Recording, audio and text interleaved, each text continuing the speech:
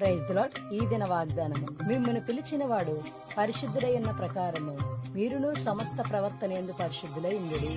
1 పేతురు పత్రిక 1వ అధ్యాయము 16వ వచనము. దేవుని స్తోత్రం కలుగును గాక. ప్రియ దేవుని బిడ్డలారా, దేవుడు పరిశుద్ధుడు గనుక మనం కూడా పరిశుద్ధులుగా ఉండాలి.